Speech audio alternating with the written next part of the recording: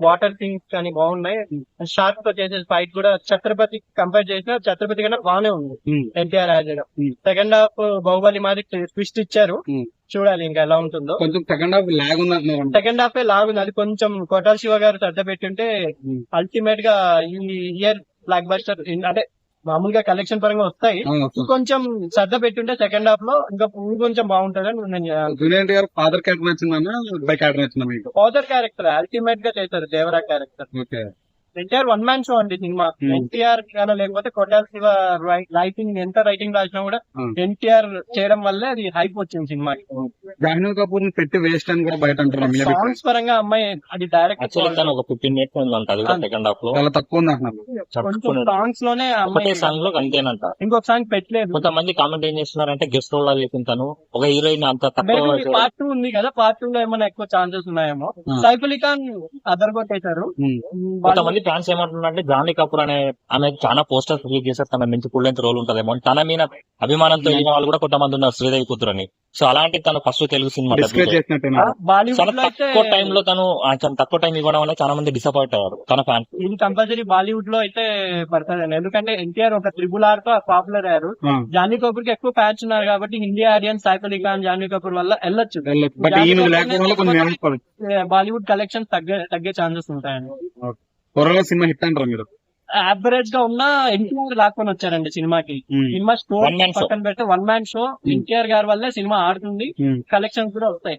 ఎన్టీఆర్ గారి best career లో one of the best character Devara అని చెప్పొచ్చు. గెటప్ సీన్ పెట్టే ఉపయోగం ఉందా? పెట్టకపోతే పర్లేదు. కొంచెం కామెడీ ఉంది. సెకండ్ హాఫ్ లో ఎక్కువ ఉండొచ్చు. ఎక్కువ దేవరా మీద కంటిన్యూ చేశారు కొట్టాల శివ గారు దేవరా క్యారెక్టర్ మీద. అండ్ సైఫ్ అలీ ఖాన్ గారు, శ్రీకాంత్ గారు ఒక 2 ఊర్ల మధ్య ఆల్రెడీ మలయాళంలో చాలా వచ్చాయి ఇలా ఎన్నో పోటీ కూడా. కానీ అల్టిమేట్ గా సినిమా బాగుంది. సెకండ్ హాఫ్ కొంచెం అందరూ డిసప్పాయింట్ అవుతారు. Climax highlight. అనిరుద్ మ్యూజిక్ అంత ఇంప్రెస్ చేయలేదు అంటున్నారు. అనిరుద్ రజనీకాంత్ గారికి బాగా రిలీజ్ అవుతుంది కదా, వెట్టాన్ కదా మ్యూజిక్ హిట్ అయితే కంపల్సరీ ఒక పాట అయితే బాగుందండి. మన అలియా భట్ కూడా పాడారు తెలుగు పాట. ఆమె పాడడం కొంచెం గ్రేటే కదా. చుట్టముల్లే చుట్టేసే పాట బాగుంది. ఎంత రేటింగ్ ఇస్తారన్నా మీరు 3.5 అంత తక్కువ ఇస్తారన్నా? 3.5. ఓన్లీ ఎన్టీఆర్ గారి కోసమే అండి సినిమా. ఓకే, మీకు సినిమాలో ఏం నచ్చిందండి?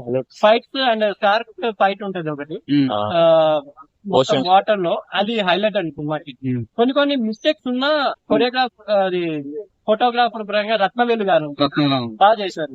ఆయన ఎన్టీఆర్ ఆల్రెడీ త్రిబుల్-R కూడా ఆయనే చేశారు. కాంబినేషన్ కుదిరింది. Cameraman work highlight cinema. Sets కొన్ని సెట్స్ ఆల్రెడీ యూట్యూబ్ లో కూడా చూపిస్తున్నారు కాబట్టి సినిమా చూస్తే థ్రిల్ అనిపించదు. దయచేసి యూట్యూబ్ లో చూడకండి, ఎందుకంటే గ్రీన్ మ్యాట్ వేసి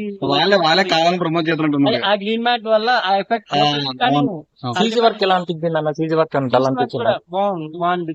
డార్క్నెస్, కొంచెం బ్లాక్నెస్, 1980 బ్యాక్డ్రాప్ లో జరిగిన స్టోరీ బాగా తీశారు. కొట్టాల శివ గారి మిస్టేక్ ఎక్కడంటే సెకండ్ హాఫ్ ఆయన కొంచెం శ్రద్ధ పెట్టింటే ఆయన కెరీర్ పరంగా కూడా మంచి వచ్చింది కదా. 2 లీడ్ ఇచ్చారన్నా, రేపు 2 చూడాలని